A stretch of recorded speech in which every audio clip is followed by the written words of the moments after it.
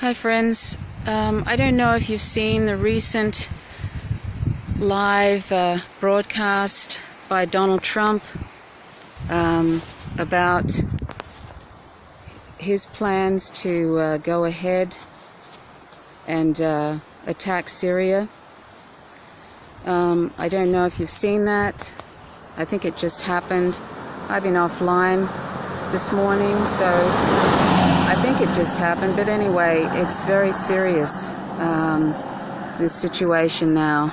If cooler heads don't prevail and don't come in and try and talk them out of it, and I don't think that's probably going to happen now, this will turn into probably World War III, because this will mean that it'll start off with missile strikes, and then someone will start losing, whether it's the United States or Russia, and then someone will up the ante, which is probably Russia. The United States will probably up the ante and start using limited nuclear weapons, possibly, and then it will go on from there. It will just escalate until there will be probably a full-on nuclear Armageddon. I mean, I'm sorry to sound, this might sound like hyperbole. I hope it is, but if we don't get out in the streets now and ring, and also just get on the phone and say, "Not in my name, this is totally unacceptable," if we don't do that, then we're just going to be this is going to probably turn out to be the worst thing that's happened in history. I don't know what these Trump has put in, the most warmongering, I mean, Hillary Clinton would have done this too, probably. It's been out of control for a long time. The warmongering has been the modus operandi of the U.S. empire, and the meddling in other countries since World War II. They've been meddling in 81 countries and overthrowing governments, and it's just been downhill, for decades and decades. And now we're at the precipice of what could be literally the unleashing of the most powerful nuclear weapons ever. And don't forget that,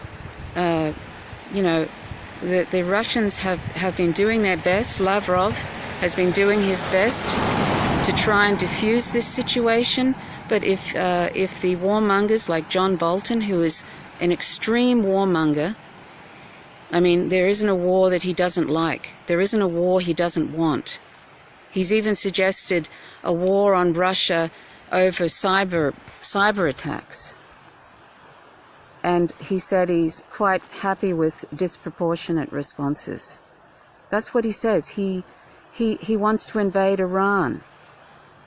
He is a complete, unhinged, neocon warmonger, and Trump doesn't know what he's doing. He's part of the deep state too. He is a psychopath, but Trump has put in the most extreme neocon warmongers there ever was. And Hillary Clinton would have probably already done something like this. These are, the duopoly is a neoliberal warmongering mess. They are just really they're two wings of the same bird. And now we're at this state. And I could, I'm sure if you've been paying attention, you could probably see this coming.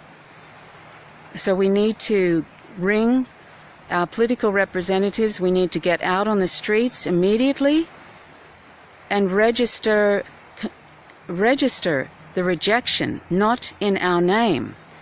The ridiculousness, I don't know if they've even waited to see what the results of this alleged chemical weapons attack, which possibly didn't even happen. They haven't even waited to find out the results of that, and the reason is because they don't want to find out what the results of this is. They want to go ahead because the U.S. empire now is an insatiable monster that wants full spectrum dominance. Full spectrum dominance at any cost. This is like a patriarchal death drive. It's like maybe they can see that that we're going to go extinct from climate change, and they just think, what the hell, let's just go for it. Let's just go for it and attack and see what happens. I don't know what they're thinking. I haven't read any other news since I saw this thing by Donald Trump. Maybe I'm overreacting. But the fact is, whatever the case, even if a nuclear war doesn't happen, the Syrians are still going to be killed by the thousands, by the tens of thousands probably with this. And this is all part of a scheme to eventually attack Iran, and that will be, if this doesn't turn out to be, World War III, attacking Iran definitely will, and there will be all kinds of countries joining in on that. And there will be many, if this is any sort of ground war from the United States, it will be a bloodbath for United States soldiers. It will be a bloodbath all round. So this is the result of voting for the lesser evil, and also having a media that is corporate owned, who has advertisers who are the arms industry, and the arms industry is lobbying and paying money to the Congress is, most of it has been bought by the arms industry, and this is the result of allowing the military-industrial complex, which Eisenhower warned about in the 50s, I think. He warned that this would happen, that this is a very dangerous thing to allow the military-industrial complex to go on unabated like this. And this is the result. This is the result. We are here. This is also the result of living in a patriarchy which seems to have a death drive, is quite fine to destroy the planet with global emissions and not do anything about it, allowing corporations, a corporate coup d'etat of the governments. The neoliberalism, the corporate coup d'etat over the last few decades, this is the result. So it is an insanity. And the last few days we live in Tasmania, and we've woken up in the morning and checked our phones to see if there's been a World War III starting. It's probably about, I don't have my, it's in the morning here in Tasmania, and this is what I come across when I finally get back online. This announcement by that stupid man who hasn't got a clue what he's doing really, or does he? I don't know. That stupid, the desperation of people putting in Trump, thinking I can't, we need something different. But it would have been the same if Hillary Clinton got in, because they're all warmongers, all of them. And the mainstream media, have you seen anybody in the mainstream media except for that, unbelievably, Tucker Carlson on Fox News? He probably was the only one in the mainstream media on Fox News. It's like Bizarro World. He was actually saying stuff about Syria, real stuff, like truth. And all the liberal media, the corporate-owned media, have been banging the drums of war, just like when the WMDs in Iraq, the lie of the weapons of mass destruction in Iraq. They were banging the drums of war then. Look what happened. Millions dead, millions of brown people overseas dead because of it. A Middle East in complete chaos because of United Empire meddling and dragging Western allies, my government included. My government here, the Australian government, is just a US lackey. My government here has absolutely no moral spine, and no offense to invertebrates. Has absolutely no moral spine, would just follow them to the edge of the earth. I don't know if I don't think the Australian government is going to join in on this, but they've allowed this to happen too by not speaking out.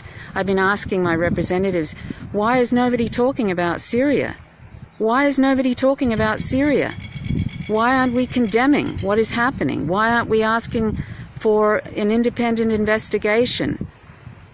And the irony of the hypocrisy of the United States government saying they care, they always say it's for humanitarian reasons.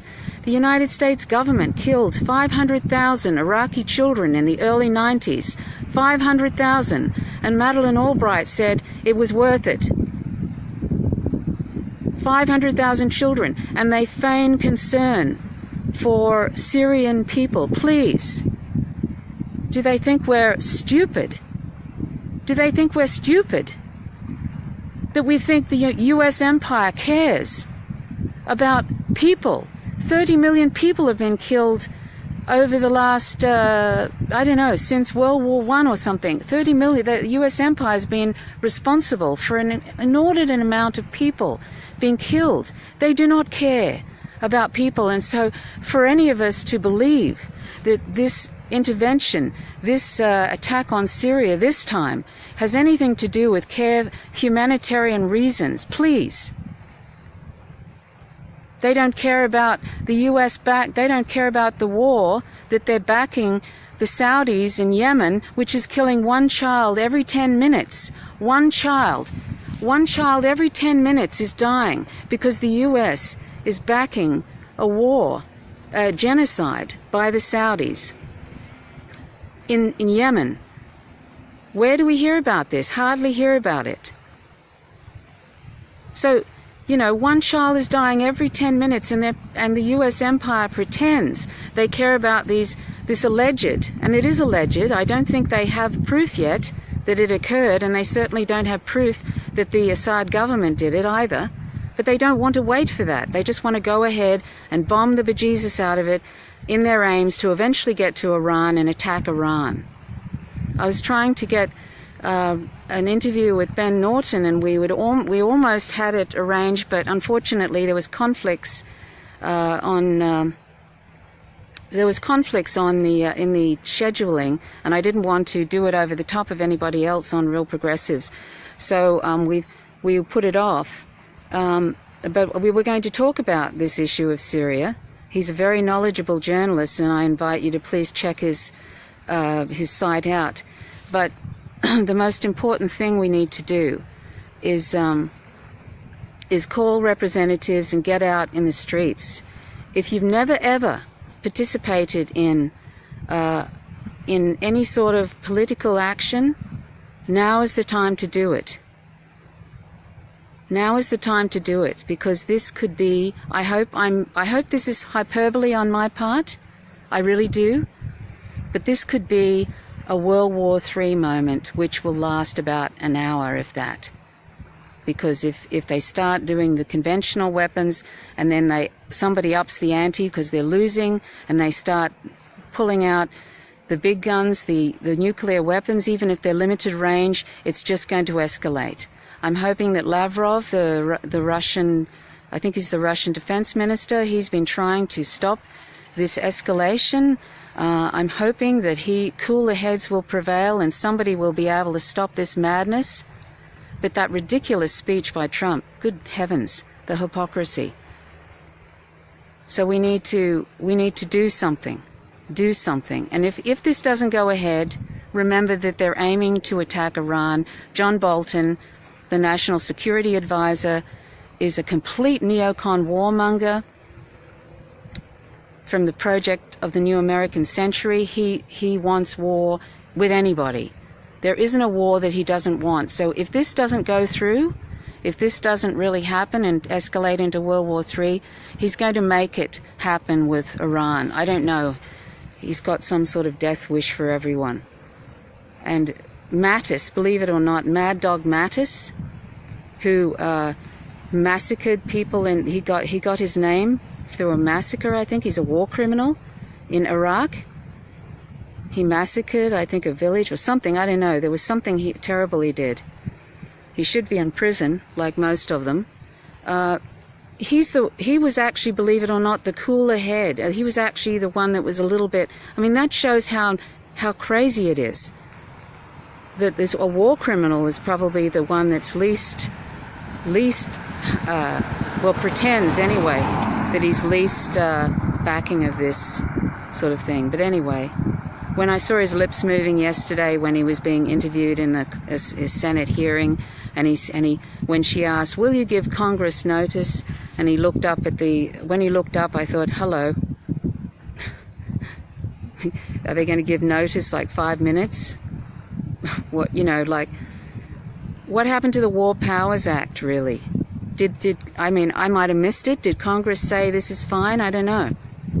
Anyway, isn't this awful? Isn't it awful?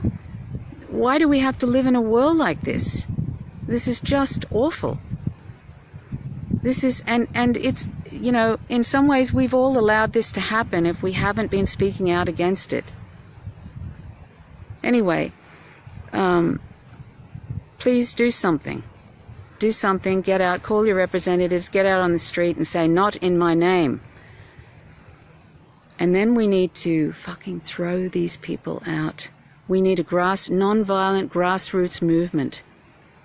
That's what we need.